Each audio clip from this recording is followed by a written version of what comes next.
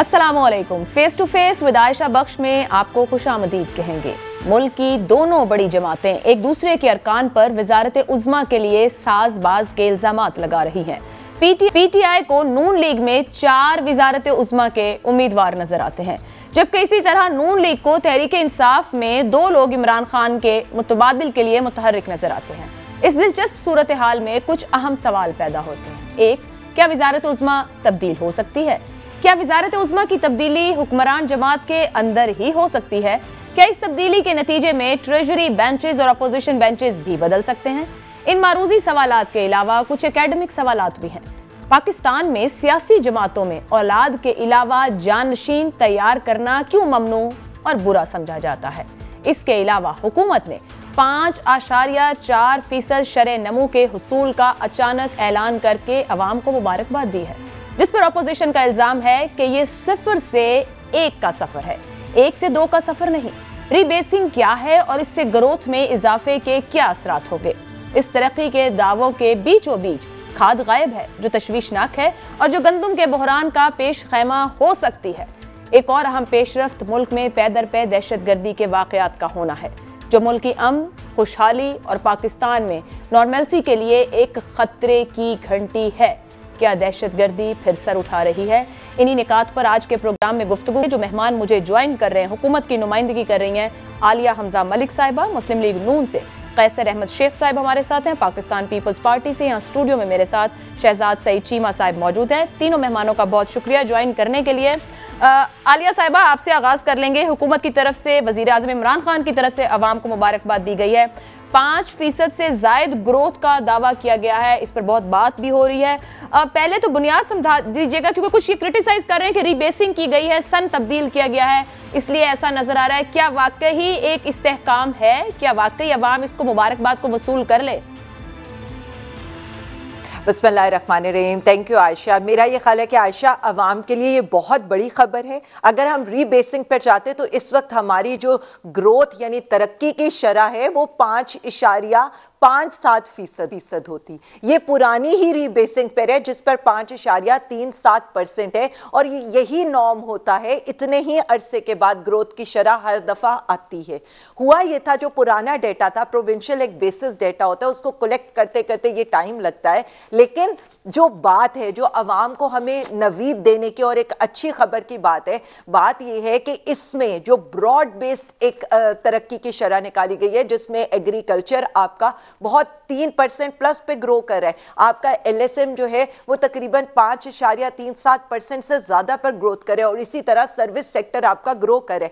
इसके साथ आपके पास स्टॉक जो स्टेट बैंक है उसके पास इनफ रिजर्व्स मौजूद हैं। आपकी जो एक्सपोर्ट है वो तकरीबन 25% से बढ़ रही है। आपकी टेक्सटाइल सेक्टर के अंदर ग्रोथ हो रही है। आपकी 15 में से जो 11 सनतें हैं वो इस वक्त हाई ग्रोथ कर रही है। आईटी सेक्टर आपका ग्रो कर रहा है, रेमिटेंसेस आपके हाई आ रहे हैं, रेवेन्यू आपका जनरेट हो रहा है, और टैक्स कलेक्शन आपकी बहुत अच्छी आ रही है। तो मेरा ये ख्याल है कि इन सारे इंडिकेटर्स के साथ अगर तरक्की की शरह ये है तो इंशाअल्लाह ताला इस तरक्की की शरह से इसका मतलब है जॉब क्रिएशन भी हो रही है। इसका मतलब है जो पर कैपिटा इनकम जो आई है वो $1666 है। यानी अगर मैं रुपए के टर्म में बताऊं तो 2,80,000 जो है वो हमारे दौरे हुकूमत में है, जबकि पीएमएलएन के दौरे हुकूमत में ये 1,80,000 थी।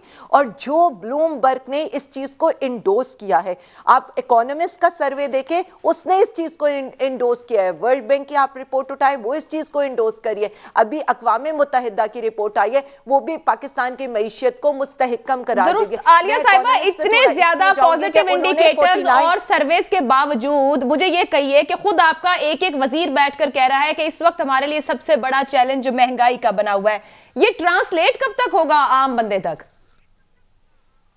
मैं यही तो बात है ना कि मैं ये कहती हूं, माशी अशारिये एक तरफ, उसके अलावा जो महंगाई का ताल्लुक है, महंगाई का ताल्लुक यह है कि आपको एक चीज, आप कमोडिटीज यानी गंदम, दालें, चीनी जो आप खा रहे हैं इस मुल्क में, जो तेल आप ले रहे हैं, वो भी आप बाहर से मंगा रहे हैं। यानी कनाडा में 30 साल के रिकॉर्ड टूट गए हैं। इस वक्त यूके के अंदर आप ये देख लें कि 200 कंपनीज गैस की वो बैंक करप्ट हो गई हैं। यूएस के अंदर जो इस वक्त हालात हैं, 10 साल रिकॉर्ड वहां पर टूट गए हैं। पूरे यूरोप के अंदर इस वक्त गैस का क्राइसिस आया, इंडिया के अंदर इस वक्त कोल का क्राइसिस आया, चाइना के अंदर इस वक्त लोड शेडिंग स्टार्ट हो गई है।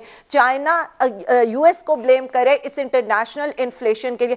मतलब ये सारा कुछ इमरान खान साहब ने तो नहीं किया। क्या यूके के अंदर महंगाई, कनाडा के अंदर, यूएस के अंदर, इंडिया के अंदर जो क्राइसिस आ रहा है, क्या उसके जिम्मेदार भी खान साहब हैं? जो कोविड की वजह से सप्लाई एंड डिमांड की सिचुएशन आ रही है, क्या उसके जिम्मेदार भी पाकिस्तान तहरीक इंसाफ की हुकूमत है? बात सिर्फ इतनी है, ये तो बात वही बिलावल वाली है ना। उनसे शाहरुख जतोई का सवाल करते हैं कि वो आपके अस्पताल में क्यों पाया जाता है, तो कहते हैं वफाक से पूछें। उनसे उजैर मेमन के कत्ल का पूछते हैं तो कहते हैं वो आप इमरान खान से पूछे। उनसे नाजिम जोगियों का पूछते हैं, वो कहते हैं आप इमरान खान से पूछे। उनसे कहते हैं आपके गोदामों से चूहे गंदुम खा गए, वो कहते हैं इमरान खान से सवाल करें। हम कहते हैं कुत्ते के काटने की वैक्सीन है, वो कहते हैं इमरान खान से सवाल करें। इनके जवाब लेते हैं अभी आलिया साहब। हाईएस्ट कोविड की रेशियो है। बात सिर्फ इतनी है कि वहां पर ये हुकूमत की वफाक की दी हुई वैक्सीन भी अवाम को नहीं लगा सके, इनकी ना अहली ये है। तो बात यह है कि सारी ना अहलियां इमरान खान के ऊपर डालनी है। पाकिस्तान स्टैटिस्टिक ऑफ ब्यूरो की ये महंगाई की शरह को तो मानते हैं, लेकिन पाकिस्तान स्टैटिस्टिक ऑफ ब्यूरो और नेशनल ये जो कमेटी ने ये यहां पर ये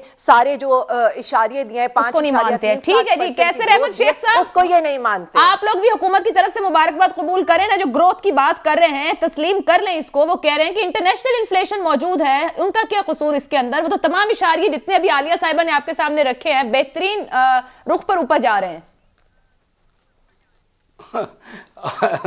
आयशा, आलिया मेरी कोलीग है और बड़ी जज्बाती और बड़े विगोरसली पीटीआई के साथ है। मैं इनकी बातें असम्बली में भी सुनता हूँ। देखिए, इकनॉमिक्स में कोई जज्बात और जोश नहीं चलते। मईशत के फिगर सब के पास होते हैं और उसमें तो इख्तलाफ होता ही नहीं है। स्टैटिस्टिक्स डिपार्टमेंट है, उसी गवर्नमेंट के डिपार्टमेंट से ही हम फिगर लेते हैं। देखिए, ये आए थे पहले तो 2 साल 3 साल ये कहते रहे कि करंट अकाउंट डेफिसिट जो हमारा है वो बहुत बेहतर हो। ये ठीक है कि मुस्लिम लीग के आखिरी दौर में करंट अकाउंट खसारा बहुत ज़्यादा था, ये कहते थे हमने ठीक कर लिया। अब पहले 6 महीने की फिगर है, अगर आलिया को सारा पता ही है कि 9 अरब डॉलर तो 6 महीने में करंट अकाउंट डेफिसिट हो गया है। जो सबसे ज़्यादा ये क्रेडिट लेते थे ना, ये हो गया। हमारा रिज़र्व जो है ना वो इस वक्त 17 अरब डॉलर है। किसी भी मुल्क का अगर 3 महीने की इंपोर्ट से कम रिज़र्व हो ना तो उसको कहते हैं कि फेल होने वाला है, वो डिफ़ॉल्ट होने वाला है। ये दुनिया की फिगर है, मैं कोई नई चीज़ नहीं बता रहा। अब 8 अरब डॉलर हमारे पिछले 2-3 में हर महीने 8 अरब डॉलर इंपोर्ट हो रही है। अगर 24 अरब डॉलर हो तब तो वो 3 महीने के बराबर होगा। हमारे पास 17 अरब डॉलर का रिजर्व है। महंगाई है वो हाईएस्ट है, ये झूठ बोल रहे हैं। देखिए ना, दुनिया पूरी में मेरा कारोबार है, मैं 56 साल से बिजनेस में हूँ और इसमें मैं कोई गलत बयानी नहीं कर रहा ना, मैं मुस्लिम लीग का बहुत ज़्यादा सताइश कर रहा हूँ। बात हकीकत करनी चाहिए। मसला सिर्फ ये है कि पूरी दुनिया में महंगाई ज़रूर है, किसी जगह 2% है, किसी जगह 3% है। हमारे यहाँ 12.5% महंगाई हो गई है। और वो महंगाई हुई क्यों है? देखिए, दुनिया की जो महंगाई, जैसे आप कह रही हैं, ये आलिया ने कहा दालें महंगी हो गई, वो हमारे यहाँ भी उतनी महंगाई होगी, लेकिन हमने पिछले 6 महीने में 16-17% डिवैल्यू नहीं किया। हमने अपनी करेंसी को डिवैल्यू नहीं किया। यानी हमारा डॉलर 153 था मई में और आज 177 है, 177। तो 24 रुपये हमने डिवैल्यू किया। तो एक तो दुनिया में चीज़ें महंगी हुई, एक 24 रुपये हमारा पाकिस्तानी रुपया सस्ता हो गया, डॉलर महंगा हो गया, तो डबल महंगाई हम पे पड़ रही है। कैसर साहब, आप इस ग्रोथ फिगर को तस्लीम करते हैं? नहीं, आपके साबिक वजीर खजाना मिफ्ता इस्माइल इसको तस्लीम करते हैं। मैं जी, मैं तो आपकी इंटरप्रिटेशन डिफरेंट हो सकती है ना। आलिया भी फैक्ट्स लेकर बैठी हुई हैं, वो भी फैक्ट्स कोट कर रही हैं, आप भी कह रहे हैं मैं इन्हीं की फैक्ट्स कोट कर रहा हूं। तो फिर इंटरप्रिटेशन का डिफरेंस है ना। जैसे एक दूसरे को आप लोग बर्दाश्त नहीं, इस तरह तशरीह भी बर्दाश्त नहीं। नहीं, ऐसी बात नहीं है। जो फिगर भी स्टैटिस्टिक डिपार्टमेंट की है वो ठीक है। वो खुद कह रहे हैं कि डी बेस किया है इन्होंने, जो बेस को इन्होंने ठीक किया है। अब अगर ये फिगर ठीक है, मैं कोई उस पर एतराज़ कर ही नहीं रहा। कब आपको मैंने कहा कि मैं एतराज़ कर रहा हूँ? मैं ये कह रहा हूं कि अगर ये फिगर ठीक है तो ये एक तरफ तो ये कहते हैं हमने टैक्स बहुत, ये खुद कह रहे हैं हमने बड़ा टैक्स हासिल किया, मुआसिल हासिल किए। अगर 6000 अरब रुपए भी टैक्स हासिल कर लें तो इस फिगर के मुकाबले में 9% बनता है। दुनिया के किसी मुल्क में भी पहले हमारा 11-12% था। तो या वो फिगर गलत है या ये फिगर गलत है। मैं कहता हूं दोनों फिगरें ठीक हैं। जो ये कह रहे हैं वो मैं मान रहा हूं, लेकिन उससे टैक्स आपका 9% बनेगा। फिर आप वहां क्रेडिट कहां लेते हो कि हमने टैक्स बढ़ा दिया? हमारे वक्त में 11% था, जो भी हमारी फिगर थी। या कोई फर्क है तो मुझे बता दें। एक्सपोर्ट जो है 25% बढ़ी है, एक्सपोर्ट बढ़ी है 25%, मैं मानता हूं, लेकिन इंपोर्ट बढ़ी है 60%। इंपोर्ट और एक्सपोर्ट का खसारा सिर्फ 6 महीने में $25 अरब हो गया, जो हाईएस्ट है। फिर पाकिस्तान के बजट का जो खसारा है वो 3,500 अरब, मतलब इस वक्त इनका तो आप लोगों का भी हिस्सा है ना, फिर 3,500 अरब होगा। वो 3,500 जो होगा, इन्होंने कहा अब तो 4,000 से तजावज कर जाएगा। बजट खसारा भी बढ़ रहा है। क्या चीजें होती है? देखो ये नहीं होता कि वो टेक्सटाइल सनत बढ़ गई फलां, ये देखो ये खुद आलिया भी समझती है। ओवरऑल देखने है कि एक अगर आलिया मुस्कुरा रही है सिर्फ, तो कोई कम हो गई। साहब आप कुछ हद तक फिगर्स बाय कर रहे हैं, आपको तरीकाकार पर इतराज है, बट उनकी हुकूमत है। ये मेरी जो है ना बिल्कुल बेटियों की तरह है, खुद बड़ा एक्टिव है और मैं इसको अप्रिशिएट करता हूं कि ये बड़ी मेहनत करती है। इसमें कोई शक नहीं है। लेकिन फिगर्स में कोई भी तब्दीली नहीं कर सकता। फिगर जो मैं बता रहा हूं, आलिया बताए ना कि हमारा जो रेवेन्यू है वो 9% है कि नहीं है, ये बताए कि हमारा जो रिजर्व है वो 3 महीने से कम है कि नहीं है, ये बताए कि करंट अकाउंट डेफिसिट जो है वो $9 अरब 6 महीने में हो गया कि नहीं हो गया। ठीक है कैसर साहब, मैं पीपल्स पार्टी से शहजाद साहब से भी जानूं। शहजाद साहब, जो हुकूमत 5.4% ग्रोथ का दावा कर रही है, आपने 2 पॉइंट ऑफ व्यू सुन लिए, तस्लीम कर रहे हैं कुछ सेक्टर्स वाकई ग्रो कर रहे हैं, ऊपर जा रहे हैं, जॉब अपॉर्चुनिटीज निकल रही हैं, क्या वाकई परसेप्शन आवाम की तरफ भी उस सेक्टर में भी दिखाई दे रही है कि बाय कर रहे हैं वो इसे? बिस्मिल्लाहिर्रहमानिर्रहीम जी, बहुत शुक्रिया। ये तो आलिया बीबी की बातें सुन के तो लगता है कि पूरी 22-23 करोड़ आवाम नू मेला वेखण जाना चाहिए। मतलब जिंदगी इतनी खूबसूरत है, सरसब्ज़ो शादाब है, हर तरफ चांदनी की लौ महक रही है। गुजारिश ये जी कि मैं तो neither I am an economist, ना मैं कारोबारी हूँ, मैं तो फील्ड का वर्कर हूँ और आम लोगों में उठता बैठता हूँ। आम लोगों के हालात ये, इन्होंने फरमाया पीटीआई की नुमाइंदा ने कि जी काश्तकार एग्रीकल्चर सेक्टर 3% ग्रोथ के साथ आ गया। काश्तकार कराची से लेके खैबर तक और ख़ास तौर पे पंजाब में, जो कि फूड बास्केट, जो कि पूरे मुल्क को ज़रूरी किल्लत से बचाने का न सिर्फ दावेदार है बल्कि साबित शुदा है। अब पूरे पाकिस्तान का और पंजाब का काश्तकार आज सड़कों पर फिर रहा है, उसको खाद नहीं मिल रही। ये गंदम के बढ़ोतरी के दिन है और बढ़ोतरी के दिनों में urea is the main agricultural input जो कि उसकी बढ़ोतरी में उसको इमदाद देती है और आपकी यील्ड प्रोड्यूस पैदावार जो सी है वो बेहतर होती है। काश्तकार वहाँ पे खड़ा है। डीजल उसका दूसरा इनपुट, डीजल की स्काई रॉकेट आपने कर दी। बिजली तीसरा उसके पानी का, क्योंकि आपके पास पानी का ज़ख़ीरा नहीं है और जो ज़ख़ीरा है आप उसको बुनियादी तौर पर मुतनासिब ज़रूरत के मुताबिक तकसीम करने से नाअहल हैं। ट्यूबवेल बिजली के रेट आपने फिर स्काई रॉकेट कर दिए। आपने 1 जनवरी को जो इस मुल्क को नए साल का तोहफा अता किया वो ₹4.5 आपने उसकी एनर्जी की प्राइसेस बढ़ा दी। डीजल के रेट्स आपने बढ़ा दिए, फ्यूल के रेट्स आपने बढ़ा दिए। यूरिया नापेद है कौन सी यूरिया? जो कि सरकारी नर्ख पे काश्तकार तक मुहैया होनी थी।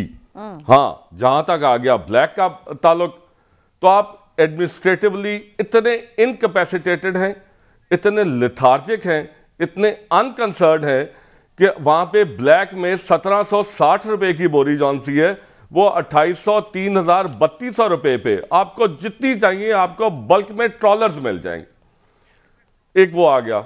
अब आगे 15-20 दिन तक आपकी मकई की पैदावार काश्त होनी है। 9600 रुपये का जो 1 एकड़ का बीज का थैला है वो इस वक्त 13,500 रुपए का मिल रहा है। अभी 20 दिन बाद काश्त शुरू होनी है। डीएपी का रेट आपने, मैं सिर्फ अभी एग्रीकल्चर पे करके मैं इंशाल्लाह आपकी पूरी बाकी मामलात में भी तसल्ली करता हूँ। 9800 रुपया जो आपने डीएपी की खाद की बोरी कर दी, जिस 9800 की आपको, वो कहते हैं कभी तू उतर मेरे आंगन में शाम के बाद, आपको क्या पता कि हालात क्या हैं, किस तरफ जा रहे हैं। तो सब्सिडीज दे रही थी खाद की बोरियों पर। मैं एक बैसियत काश्तकार, मैंने 3 साल से फी बोरी जी बिल्कुल है, कागजों में है, बिल्कुल दिखाने को बहुत बेहतरीन है। 3 साल से मैंने अप्लाई किया हुआ है अपनी सब्सिडी के लिए, अपनी मैं I am a farmer by profession, और 3 साल से मुझे उसका 1 रुपया सब्सिडी का नहीं मिला। और मेरे अलावा आप तो गैलप पोल सर्वेज में के बिलीवर्स हैं, आप करवाइए। नहीं आप ये कहिए फिर शहजाद साहब ट्रैक्टर ट्रॉली मार्च कर रहे हैं, जिसको शेख रशीद साहब ये कह रहे हैं रेड़ा रेडी मार्च है, कोई अवाम का रिस्पांस है, लोग आपके साथ निकल रहे हैं? अगर किसान इतना परेशान है तो क्या किसान एहतजाज कर रहे हैं कहीं? मैम गुजारिश है, शेख रशीद साहब अपने दौरे रेलवे की वजारत में 78 ट्रेनों के एक्सीडेंट का जवाब दे रहे हैं पहले, जिसकी एक इंक्वायरी नहीं हुई, जिसमें बेतहाशा पाकिस्तानी जौन से वो जानों से गए। वो कौन सी बातें करते हैं? लॉ एंड ऑर्डर के इंटीरियर के वो वजीर हैं। इस्लामाबाद के हालात आप देख लें, मरी के हालात जो अभी सानिया मरी हुआ, परसों यहाँ पे लाहौर में बम का धमाका हो गया। ये नाच जाने आंगन टेढ़े में आके तो वो पूरे मुल्क को आगे लगा लेंगे सिर्फ। और ये जो सा 5.37, ये तो it's simply jiggling with numerics. आपके ये न्यूमेरिक्स अगर गरीब के पेट पे पड़ा हुआ भूख का, प्यास का, गुर्बत का, अफलास का भारी पत्थर उठा सकते 5.37, तो आज आपको इन न्यूमेरिक्स की जिगल करने की जरूरत नहीं थी। आलिया साहिबा, मैं शेख रशीद ने आज एक बात की है कि इमरान खान को खुश नसीबी से ऑपोजिशन नालायक मिली है, ये खाद पे भी कुछ कहा, ये सुनिएगा, मैं आपकी तरफ आती हूँ, सुनवाइए जी। अभी इमरान खान हल्फ उठाए चंद दिन हुए थे तो इन्होंने जाने की बातें कर दी थी। इमरान खान कहीं नहीं जा रहा। अल्लाह जो है, अगर अल्लाह हमसे राजी है, अल्लाह इमरान खान से राजी है, अल्लाह सभी का है, लेकिन मुझे यकीन है कि इंशाअल्लाह ताला ना हम जा रहे हैं, ना आप इस काबिल हैं कि आप आ रहे हैं। हमारी नीयत साफ है, इमरान खान की नीयत साफ है, इमरान खान का अल्लाह मदद कर रहा है। देखें ना, थोड़ी सी खाद की कमी हुई, अल्लाह ने बारिश के अंबार लगा दिए। इंशाअल्लाह ताला अल्लाह को मंजूर हुआ, अगर अल्लाह सुब्हान ताला को मंजूर हुआ तो आप देखेंगे कि इमरान खान 5 साल पूरे करेंगे। आलिया साहिबा, शेख साहब ये तासुर क्यों दे रहे हैं कि इमरान खान हुकूमत कारकर्दगी नहीं, खुशकिस्मती की वजह से चल रही है? सबसे पहले तो ना आयशा अब बड़ी तसल्ली से इनसे कहेगा जितना दोनों को टाइम दिया ना मुझे उतना टाइम दीजिएगा, लेकिन मैं बात इस चीज से शुरू करूंगी, भाई कौन लोग हैं ये?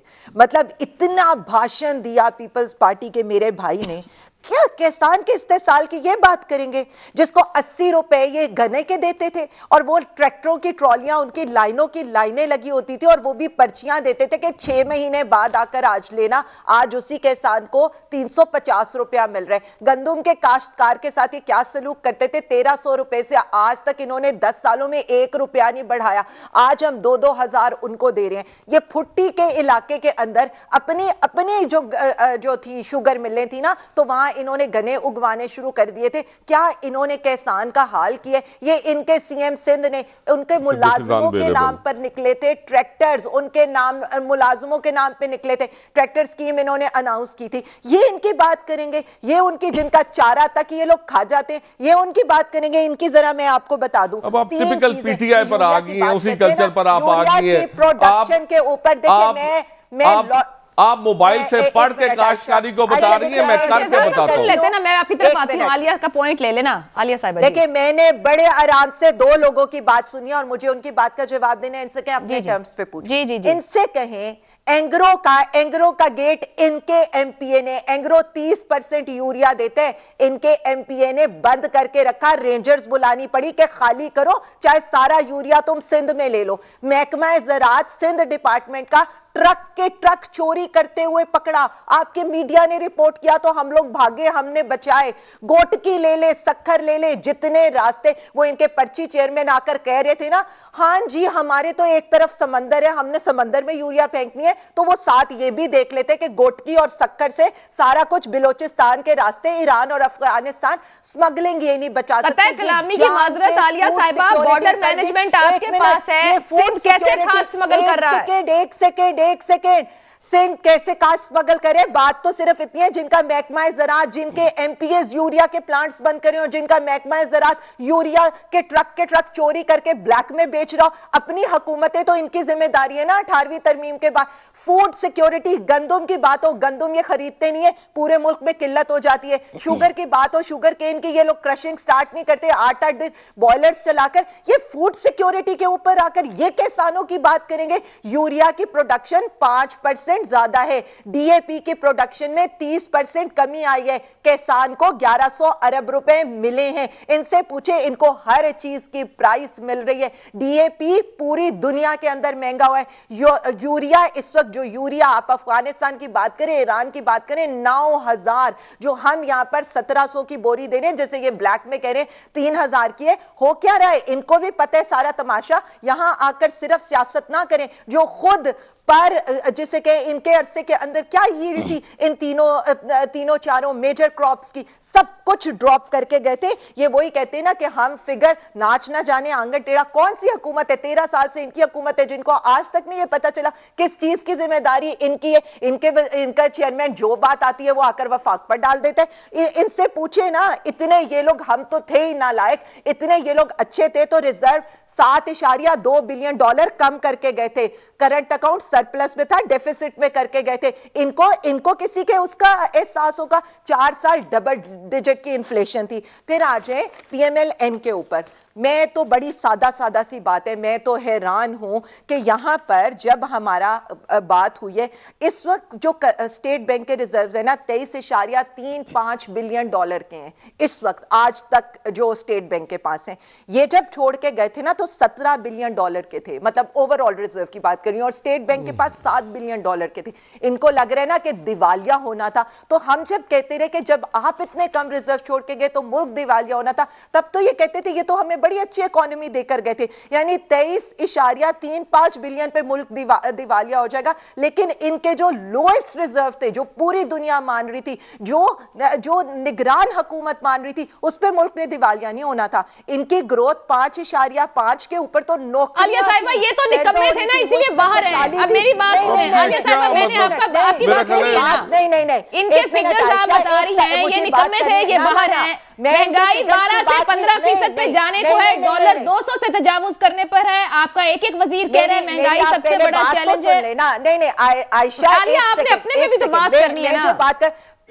हम दोनों सिर्फ इनकी सुनने के लिए बैठते हैं। यही तो बता रही हूं कि अगर इन फिगर्स के साथ दुनिया में खुशहाली थी, गुर्बत कम नहीं थी, तो हमारे तो फिगर्स इनसे बहुत अच्छी है। फिर कैसे खुशहाली और गुर्बत नहीं हो सकती? मतलब ये रुपया जिस जगह डिवैल्यू होकर खड़ा है, कैसे हम कह सकते हैं कि आज सब बेहतर है? लेकिन 5.3 के ऊपर अब नहीं। देखे, महंगाई, आलमी महंगाई का जो असर है, अगर आपको देखकर जाए, वीट भी बाहर से लाओ, दालें भी बाहर से लाओ, गंदम, तो फिर आपका क्या कल्चर, टैक्स, उसकी एग्रीकल्चर की पॉलिसी कैसे सक्सेसफुल हुई कि 4 साल मुकम्मल होने पर भी आप सब कुछ बाहर से ला रहे हैं? पहले एक्सपोर्ट हो रहा है, फिर इंपोर्ट हो रहा है। आलिया साहिबा, आपके सामने ही स्कैंडल्स। एक मिनट, एक लॉजिकल बात है। पूरे साल में 2 दफा ही फसलें लग सकती हैं। तीसरे साल की अब जब फसल लगेगी तो हम ये बता रहे हैं कि शुगर बाहर से इंपोर्ट नहीं करेंगे, हम अब कमोडिटी सफिशिएंट के ऊपर जा रहे हैं। लेकिन अब हम तेल तो यहां पर पैदा कर नहीं सकते, वो भी हम कोशिश कर रहे हैं कि ऑलिव के ट्रीज लगा रहे हैं, उसकी तरफ भी हम जा रहे हैं। इवन अदरक की काश्त की तरफ भी हम जा रहे हैं, नॉन ट्रेडिशनल चीजों की तरफ भी हम जा रहे हैं। यही तो हम बता रहे हैं, जब मुल्क इतना तबाह करके देकर जाए तो 3 सालों के अंदर इतनी अच्छी फिगर्स आना, ये तो सबके लिए खुशी का मकाम है। क्योंकि मुल्क मेरा भी है, मुल्क आपका भी है। ये मुल्क है तो मैं हूं, पार्टियां तो बात की बात है। तो ये तो मुल्क के लिए चले, इस पर एक ब्रेक बनती है। लेकिन फिर जो हुकूमत के अंदर से आवाजें उठ रही हैं, हुकूमती लोग जो आवाजें उठा रहे हैं, पीपल्स नून लीग और पीटीआई एक दूसरे के अंदर मजीद वज़ीर आज़म की तलाश में है और अते पते दे रही है। ये क्या है, सब कुछ इस ब्रेक के बाद।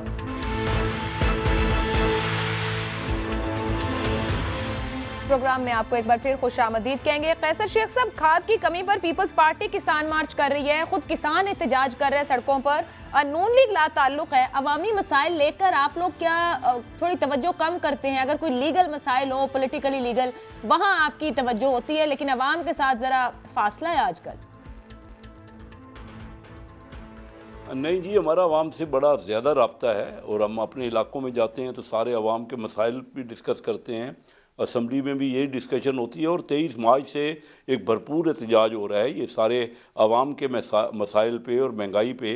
और जो बात है ना, देखिए आलिया ने बड़े जोश से ये बातें की, ये सिंपल सोचने वाली बात है। देखिए ना, दालें और तेल तो बाहर से आता है, ये बताइए गंदम तो हमारी अपनी है ना, तो गंदम 53 रुपीज़ से 53 रुपये से 100 रुपये, ये जो चीनी 53 रुपये से 100 रुपये से क्रॉस कर गई।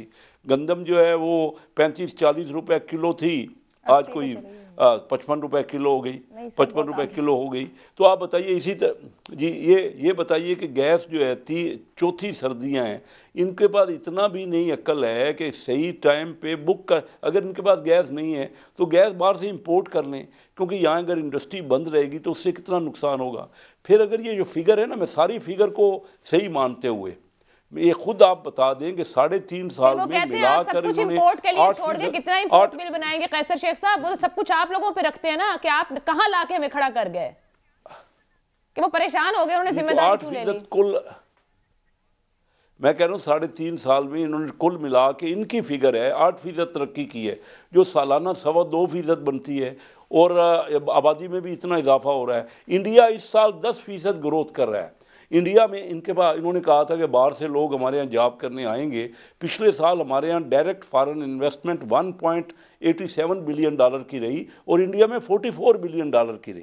कोविड उनके यहाँ ज़्यादा था, इंडिया में अच्छा बांग्लादेश हमसे डबल हो गया एक्सपोर्ट में। कोई सोचे समझे, ये सिर्फ जोश जज्बात की बात नहीं है।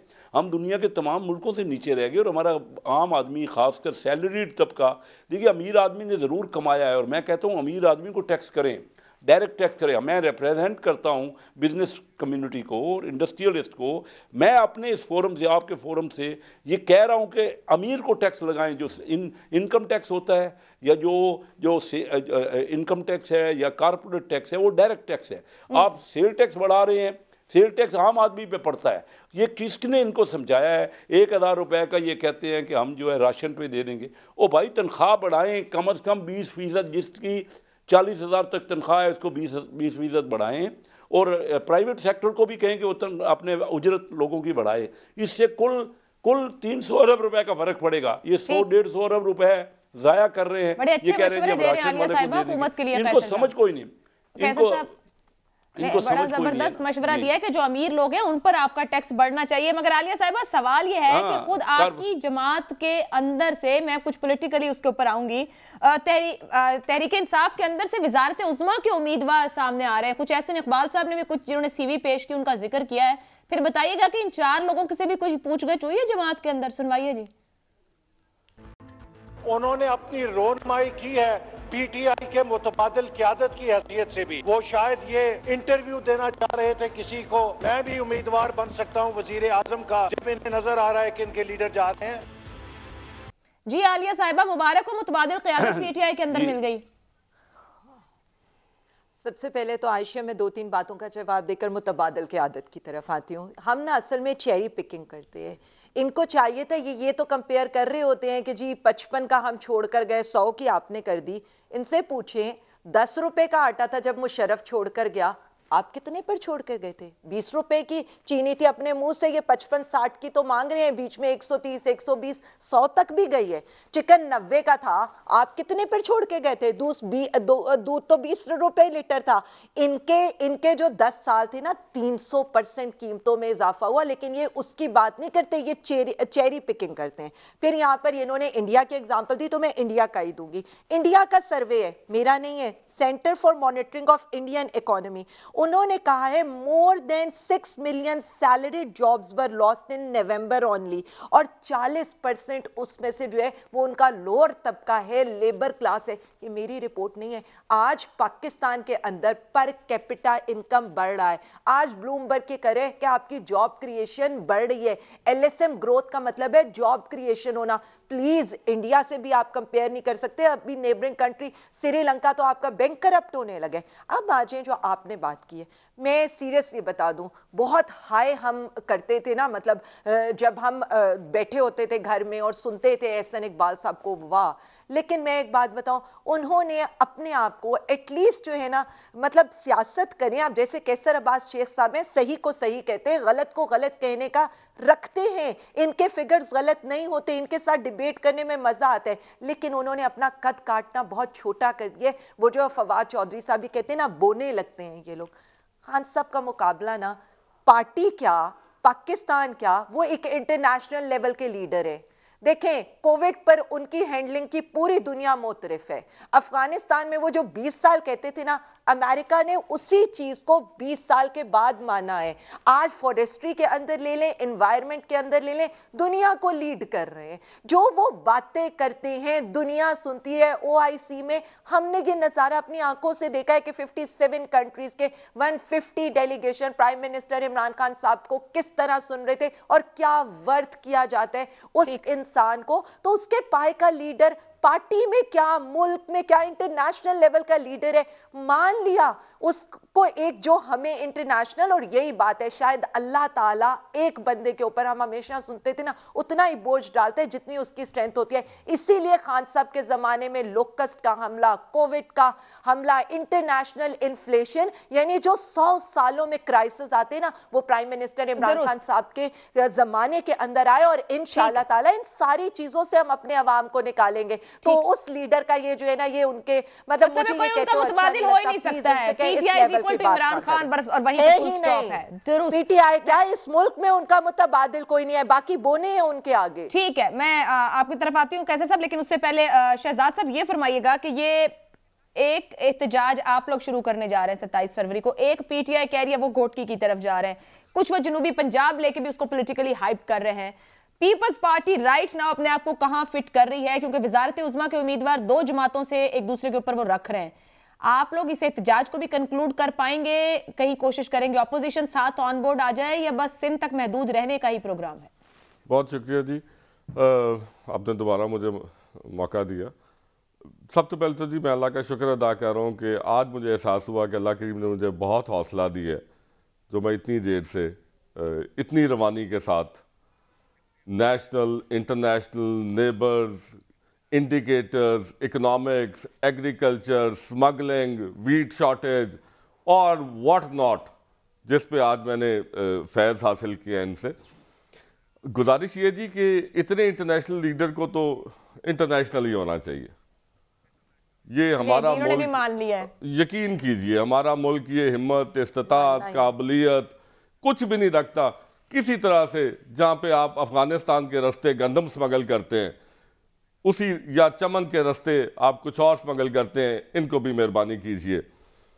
ये वहाँ जाके अपना फैज़ दें, ये कोविड मैनेजमेंट करें, ये लॉकस्ट मैनेजमेंट करें, ये एनवायरनमेंट बेहतर करें। स्मॉग का इंडिकेटर एनवायरनमेंट के पॉइंट ऑफ व्यू से मोहतरमा मैं गुजारिश करूँ कि smog indicator Lahore was the worst internationally. महंगाई का इंडिकेटर, अच्छा अब एक चीज़ अगर ये बैरूनी मिसाल दें, वो जी है कि वो बोटियाँ हलाल ने तो शोरबा हराम है। मतलब आप इंटरनेशनल मिसाल दें तो वो मुकद्दम है कि जी चाइना की बिजली शॉर्टेज हो गई। अगर शेख साहब अगर कहें कि जी इंडिया में इतने सारा आपको रिजर्व बाहर से आ गए, तो वो उनका स्टैट गलत हो गया। गुजारिश ये जी कि जी स्मॉग मैंने गुजारिश कर दी, आप दफ़ा 144 का नफाज नहीं कर सकते, आप लाहौर के रिंग रोड का भट्टा नहीं, आप जो ब्रिक्स बनाता है आप उसको बंद नहीं करा सके। बाकी रह गया आपका एनर्जी का। एनर्जी की सूरत हाल ये है कि पूरा मुल्क इस वक्त एनर्जी क्राइसिस में मुब्तला है। आप इन टाइमली कोई फैसला नहीं कर पाते। आपने गंदम के रेट्स की बात की, 2008 में 450 रुपये को 900 रुपया पीपल्स पार्टी की गवर्नमेंट ने किया था। और आज भी मैं दावे से कह रहा हूँ ऑन द नेशनल मीडिया, पूरे पाकिस्तान में सिंध गवर्नमेंट 2200 रुपया दे रही है और आप 1900 रुपया दे रहे हैं। ठीक है, इसके अलावा आपने कहा मुलाजमतें निकलेंगी। आपने 16,000 बंदा with single stroke of pen, यक जंबिश कलम, आपने उसको नौकरियों से निकाल दिया, जिनको फिर पाकिस्तान पीपल्स पार्टी के लीगल एडवाइजरी कमेटी ने जाके तो सुप्रीम कोर्ट से उनको बहाल करवाया। बाकी रह गया आयशा आपके शहजाद साहब, उन्होंने 2-3 सवाल उठाए आलिया साहिबा ने सिंध गवर्नमेंट की गवर्नेंस को लेकर, और हर बात में जब सवाल किया जाए तो विफाक पर डाल दिया जाता है। मेरा आपसे सवाल ये कि आप लोग एक एहतजाज करने जा रहे हैं विफाक के खिलाफ और आपने रास्ता लेना है बरास्ता पंजाब, वहां पीपल्स पार्टी क्या सेल करेगी यहाँ पर, इधर के वोटर को क्या बताएगी? क्या कोई चलेगा यहाँ से पंजाब से आपके साथ? आपके पास कोई स्ट्रेटेजी है? ऑपोजिशन भी आपके साथ नहीं है, लहदा एहतजाज आप लोग कर रहे हैं जी। ऑपोजिशन की एक मिनट, अब मैंने अल्लाह से शुक्र अदा किया अपने सब्र का, मजीद मेरे में शायद नहीं होगा। मुझे लेट मी कंप्लीट प्लीज मोहतरमा। गुजारिश ये जी कि मैं, आपने एहतजाज की बात की, हमारे साथ कोई चलेगा, हम अवामी जमात हैं और अवामी जमात पाकिस्तान पीपल्स पार्टी के अलावा कोई है तो सामने आ जाए। मैं गूगल से देख के रिसर्च करके नहीं, मैं अवाम के अंदर बस के अवामी इश्यूज पे बात कर रहा हूं यहाँ पे बैठ के। पूरे इंतखाब में जमानतें जब्त हो जाती हैं फिर जी पंजाब में? जी बिल्कुल हो जाती है। पता भी नहीं चलता कि खड़ा किसे किया था हमने वहां जी से। नहीं बिल्कुल हो जाती है। और वो क्यों हो जाती है? क्योंकि पंजाब के पॉलिटिकल डायनामिक्स इस लिहाज से मैनेज किए जाते हैं और इन तरीकाकार के साथ, कभी आरोप इलेक्शन के थ्रू मैनेज किए जाते हैं।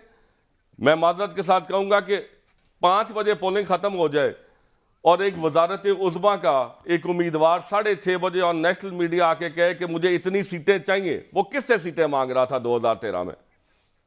तो इसलिए पाकिस्तान पीपल्स पार्टी के साथ हमेशा इस बात पे ज्यादती हुई, हमें कॉर्नर किया गया और उसमें हमारा अपना भी कुछ कसूर है कि हमने वो स्पेस जौन सी हमारी बनती थी, हमारी प्रेजेंस बनती थी, जो हमारी फिजिकली होनी चाहिए थी, हमारी नहीं थी।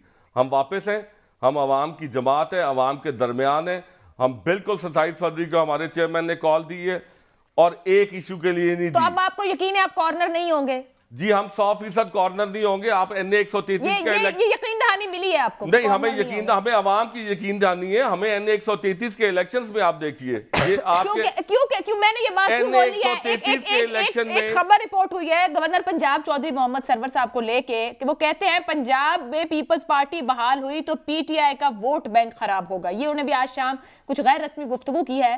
तो आप भी कुछ इस किस्म की बात कर रहे हैं कि अब कॉर्नर नहीं होंगे? वो भी कह रहे हैं। देखें, PTI का वोट बैंक था कौन सा, जिसको कंटेनर पे खड़े होके सुहाने सपने, सुहाने ख्वाब, 1 करोड़ नौकरी, 50 लाख घर, तो आपको लगता है वो कंटेनर वालों की बात वो सारी, वो देखें एक वो ख्वाबों की जन्नत बना के दिखा दी गई थी, वो तारीख रात में तब्दील हो चुकी है। आप मदीने की रियासत की बात करते हैं, आप साने साहिवाल को 3 साल हो गए। चले मुझे आलिया साहिबा, अब आपसे बड़ा टू द पॉइंट मेरा एक सवाल है। मैंने पहले भी बात की मुतबादिल की, अब फिर मैं आपसे वही सवाल रख रही हूँ। अभी बड़ी गुफ्तगू मुतबादिल निजाम की हो रही है। गवर्नर साहब की जिस गुफ्तगू का मैं तज़किरा कर रही हूँ उसमें उन्होंने ये भी बात की है कि निजाम नाकाम नहीं हुआ, लोग नाकाम हुए हैं। साथ ही उन्होंने अपने से मुतालिक ये भी कहा है कि यूरोप भी मेरी बसीरत का कायल है। ये आपकी जमात के अंदर से लोग उठ कर बता रहे हैं। वो नूर आलम खान साहब हो पार्लियामान में, या आपकी जमात के अहमद जवाद साहब हो जिन्हें आज निकाल दिया गया हो, या फिर ये गवर्नर साहब हो, या फिर ऐसे इकबाल साहब, 4 लोगों का नाम लेते हैं कि क्यों इतना मसला बना हुआ है आपकी जमात के अंदर? लोग अपने आप को क्लियर करना चाह रहे हैं, बैगेज नहीं उठाना चाह रहे गवर्नेंस का हुकूमत की। आयशा मेरी बात सुने, ऐसे इकबाल साहब को कहें पहले अपने 4 बंदों को तो ढूंढ लें, फिर हमारे बंदों की बात करें। इसलिए उनकी बात का तो मेरे पास इससे बढ़ के जवाब नहीं है। जो चौधरी साहब ने जवाब दिया वो चौधरी साहब उसकी बात का जवाब देंगे। मैं तो जिस बात का जवाब देने लगी हूं ना, आज इन्होंने एक प्रोटेस्ट प्लान किया था, इनके अपने घर लाड़काना में था। इन्होंने कहा था हम 1000 ट्रैक्टर जमा करेंगे। उसके बावजूद फुटेजेस जो आ रही हैं, आपको पता है कितने ट्रैक्टर, 75 से ज्यादा वहां ट्रैक्टर नहीं इकट्ठे हुए, 1500 से ज्यादा वहां लोग नहीं जमा हुए। इनका गढ़ है, इनका कब्र, फन, इनके लीडर, सब कुछ वहां पर है। फिर असल में ना मुझे इन लोगों की बात अब बिल्कुल फील नहीं होती। इसलिए फील नहीं होती कि इनके चेयरमैन से सवाल करते हैं शाहरुख जतोई का कि वो जो है उसको किसने फेक सर्टिफिकेट दिया, या आगे से कहते हैं इमरान खान से पूछो। उज़ैर मेमन के कत्ल का पूछते हैं, कहते हैं इमरान खान से पूरा मुल्क ये सुन रहा है आपके प्राइम मिनिस्टर से पूछो। आपके प्राइम मिनिस्टर 3.5 साल से लगातार ये करता है। कहते हैं 10 अरब के कद्दू इनके 2 टांगों वाले चूहे खा गए। वो कहते हैं और उन जैसे आप जैसे नुमाइंदगान जितने हैं वो 3.5 साल से सिर्फ यही तो कह रहे हैं पिछले नु पूछो ज्यादा बढ़ गई है। तो ये आगे से ये कहते हैं उसका जिम्मेदार भी इमरान खान है। असल में ना इनसे इनके 13 साल का कंसेक्टिव 13 साल का और 35 सालों की हुकूमतों का हिसाब न लें, लेकिन इमरान खान इनको 3 सालों का इनके अपने सिंध में किए हुए कारनामों का भी जवाब दिए। यानी हर बात का इनके बिल हम दे, नाले हम साफ करें, रोडें हम पक्की कराएं, कुत्ते के काटने की वैक्सीन हम दे, एक से हम इनके जो थर के अंदर हालात है उनके ट्रीटमेंट इतने अच्छे हालात थे। नहीं एक सेकेंड, इनके इतने अच्छे हालात थे तो सुप्रीम कोर्ट ने क्यों कहा था कि इससे जो है बढ़ के खराब हुकूमत की कारकर्दगी नहीं हो सकती। भाषण देना आसान है, अपनी कारकर्दगी पे बात नहीं करेंगे, सब मलबा इमरान खान पे डाल दे। इमरान खान के पाए का मैं पहले बता चुकी हूं, ना पार्टी में लीडर है ना मुल्क में। ठीक है, पार्टी में कोई लीडर नहीं। मैं कैसर साहब से पूछ रही हूं इनकी पार्टी में कोई लीडर है कि नहीं है, उनका कोई मुतबादिल सब्स्टिट्यूट नहीं है। ठीक है जी, कैसर साहब आपकी पार्टी में कोई मुतबादिल की तलाश जारी है? क्योंकि नवाज शरीफ साहब की वापसी तो नहीं नजर आती है, तो आप लोगों ने तलाश कर लिया मुतबादिल जमात में? नहीं जी, हमारे यहाँ कोई ऐसी डिस्कशन हमारी पार्टी में नहीं होती।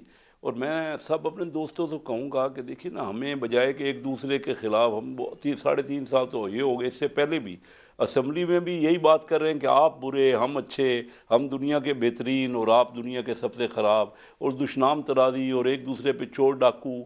अब हमें अपनी अपनी परफॉर्मेंस बताना चाहिए। ये तो प्रोग्राम बहुत हो गए, दुनिया कहाँ चली गई, हम कहाँ रह गए। मैंने आपको बताया कि बांग्लादेश हमसे अलग हुआ, आज हमसे वो बेहतर सूरत हाल, काफ़ी बेहतर सूरत हाल है। वहाँ पे फॉरेन इन्वेस्टमेंट हमसे कई गुना ज़्यादा हो गई है। हम कभी ये भी हम एक कहते रहेंगे, मैं कितना भी कहूँगा आलिया मेरी बात नहीं मानेगी, मैं आलिया की बात शायद ना मानूँ। तो बात ये है कि हम देखें ना, पीपल पार्टी और मुस्लिम लीग इस वक्त कंबाइंड अपोजिशन है नेशनल असम्बली में, और हमें भी चाहिए कि हम लोगों के मसाइल के ऊपर बात करें। जो कुछ भी करनी है, इस वक्त बड़ा दिगरगू हालात हैं, और हम हमारे यहाँ कोई ऐसा अल्टरनेटिव हम तो चाह ही नहीं रहे। हम तो चाह रहे हैं कि फेयर इलेक्शन हो और जो भी उसमें इंटरफेरेंस ना हो, और जो भी हुकूमत है, क्योंकि हुकूमत जो नहीं आएगी ना, वो बोल्ड स्टेप ले सकेगी। इस वक्त ये हुकूमत ये लेम डक हो चुकी है, इनके पास कोई डिसीजन लेने के लिए रही नहीं, ये कोई कर नहीं रहे ना, कोई बहुत बहुत शुक्रिया कैसर अहमद शेख साहब, आलिया हमजा मलिक साहिबा, शहजाद साहब और कैसर शेख साहब ये कह रहे हैं कि हुकूमत लेम डक हो चुकी है, कोई अहम डिसीजन नहीं ले सकती है। उनको लग रहा है कि निज़ाम कहीं आकर खड़ा हो गया है, कोई तब्दीली दरकार है। आने वाले दिनों में इन्हीं मौज़ूआत पर गुफ्तगू रहेगी। फिलहाल इजाजत दीजिए, अल्लाह हाफ़िज़।